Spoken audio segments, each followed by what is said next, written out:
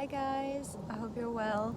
Today I want to show you how to prune or deadhead your salvia. So I have this salvia to quickly prune.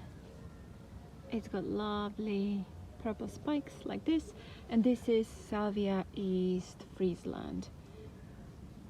So what you do when this flower, when the whole panicle will be done, and it will look like this. You see, all the purple is gone. You then just chop it to the next. You go down the spike and just chop it right there, and you should start shooting new sets of leaves and everything. So you can see I've done this one here before, and since then it produced this new shoot, which at the end, so here it will have a new spike, just like this one here. See, this is a new one that will have flowers soon.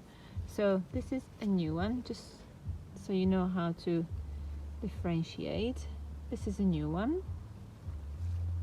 This is a one with spikes, and I'll show you the spent one again, like this, for example. This one, you see, no flowers left, and you can see it started to already kind of create seeds. If you have a look right there, these are seeds. So if you wanted to self-seed, you're more than welcome to leave those on, but for the purposes of having a nicer garden, you can just get rid of these. So let me just get my secateurs quickly, and I'll show you on this one. See, this one we follow down. I'm doing this with my left hand. There, done. So this is the spent flower, and this is where it's producing new shoots already that will go on flowering even more, just like here.